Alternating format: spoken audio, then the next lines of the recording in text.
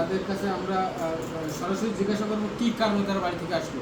এই যে তাদের মোবাইলে দেখেন প্রতিটা বিটিএসের যে বিভিন্ন অ্যাপসগুলো যারা আছে সব বিটিএসের স্টোরি, সব বিটিএসের এই দুটো। আচ্ছা, তোমরা কেন আসলা?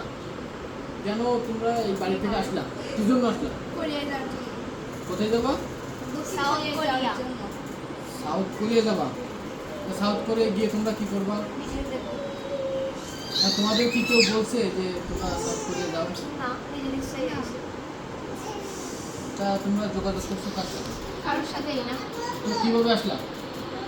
আমরা এমনি লাইভ দেখি, এমনি বিটিএস টিকটক দেখি, এই জন্য আমাদের মনে ইচ্ছা হচ্ছে যে আমরাও বিটিএস দেখব। তোমরা বিটিএস দেখবা? হ্যাঁ। তা তোমার বাবা মা তোমাদের তারা কষ্ট পায়নি যে তোমরা চলে এসো? পাইছে, হ্যাঁ। তো তোমরা কাজটা কেন করলাম? তারা তো কোনোদিন আমাদের স্বপ্ন সম্পর্কে জানতে চাই। কি স্বপ্ন তোমাদের বলো তো? লেখাপড়া করে অনেক বড় হয়ে চাকরি বাকরি করবো, আর আমরা বিটিএস দেখছি। তো তোমার প্রতিটা পিতামাতা কি সেটা চায় যে লেখাপড়া শিখে বিটিএস দেখে? আমার চাকরি বাকরিও করতেছি আর বিটিএস দেখছি। তোমার বয়স কত? তোমার 13-14 বছর বয়স। তোমাদের কি বিটিএস দেখার সময় এখন? তোমাদের আমাদের এলাকার কে কে আছে তোমাদের সাথে জড়িত?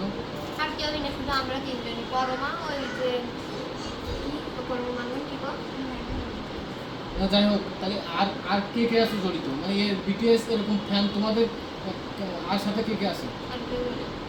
এলাকায় কি রেখে আছে? আর কেউ নাই। নাম বললো কি? বলো বলো। বলা দরকার নেই। না বলো, নাম বলো। মানে আছে তোমাদের সদস্য সংখ্যা আছে? আছে। তোমাদের আরো সদস্য আছে যারা বিটিএস তোমাদের ফ্যান? দীনবন্ধু ডাক্তার যে কালাউবের, ওনার মেয়েও তো। আচ্ছা, এখন তোমাদের গ্রামে আর কে কে বান্ধবী আছে তোমাদের এরকম? বান্ধবী তো অনেক কিছু আছে। তারা কি সবাই বিটিএস ফ্যান? হ্যাঁ, কিছু না, মানে কিছু বলতে ভালো লাগে বলতে এসব, কিন্তু আমাদের মধ্যে এত সব কিছু না। তোমরা কি বিটিএস আর্মি? হ্যাঁ, তোমরা বিটিএস আর্মি? BTS fan. আর কিন্তু ওরা হচ্ছে, ওরা কোনো খারাপ জিনিস না। ওরা গান করে, কনসার্ট করে, সে মেয়েদের ভালো লাগে, এই জন্য ওরা দেখে। আর ওরা তো একজন আর্মি, ওরা মিলিটারিতে থাকে, সাউথ কোরিয়ার আর্মি। মানে ওরা খারাপ না? না, ওরা আর্মি। তুমি কি মেয়েরা যদি ইচ্ছা করে এসব করে, ওদের কিছু করার আছে? না, তোমরা কি বিটিএস যেতে ইচ্ছো তোমাদের? হ্যাঁ। তোমরা এখন যদি তোমাদের বাড়িতে এসে তারপর কি তোমরা যাবা? হ্যাঁ, ওরা একটা ইচ্ছা সারা জীবন থাকে না করতে পারলে। অনেক আর্মির ইচ্ছা করবে, সে আমরা ভালো হলে আমাদের ইচ্ছা করবে। তোমাদের গ্রামে একটু মান সম্মান জানি তো তোমাদের? হ্যাঁ। তোমরা এই কতদিন আগে প্ল্যানিং করছো যে তোমরা বাড়ি থেকে রওনা দিবে? এমনি আমাদের প্ল্যানিং ছিল না, তো কিভাবে আসলে? হঠাৎ করে হঠাৎ। হঠাৎ করে আসলে? কত টাকা নিয়েছো তুমি? যা পারিস তাই হাতে। কত আমি গোনামি। কত টাকা মানে কি কি নিয়ে আসছো? 4,500। তুমি? আমি তো জানি না কত খরচ করেছি। শুধু খরচ করেছো? তোমাদের কাজটা করার উচিত হয়েছে? না। তোমরা কি আর বিটিএস দেখবা ভবিষ্যতে? দেখো ঠিক, যাওয়ার চেষ্টা করবো না।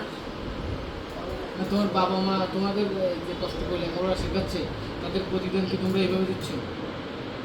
তোমাদের বাবা মা তো টেনশন করতেছে না? তা তোমরা কেন যাচ্ছি?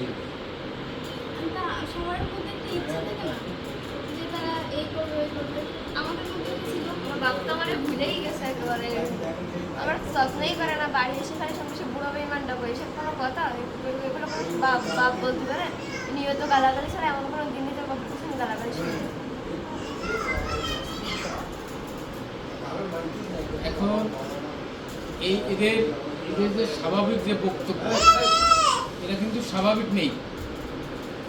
এরা বয়স 13-14। তাদের কথা শুনলে মনে হয় যে তারা 25 বছর বয়স, এবং তাদের যে স্বপ্ন বিটিএস হওয়া, বিটিএস ফ্যান হওয়া।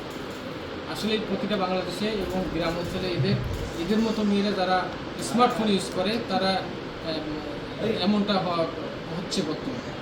আচ্ছা, তাহলে তোমরা তোমরা এখন বাড়িতে যাবা নাকি আবার চলে আসবো বাড়িতে? না, কি করবা? আমাদের জোরে বলো। আমাদের একটা আইডল হওয়ার স্বপ্ন। কি আইডিয়া?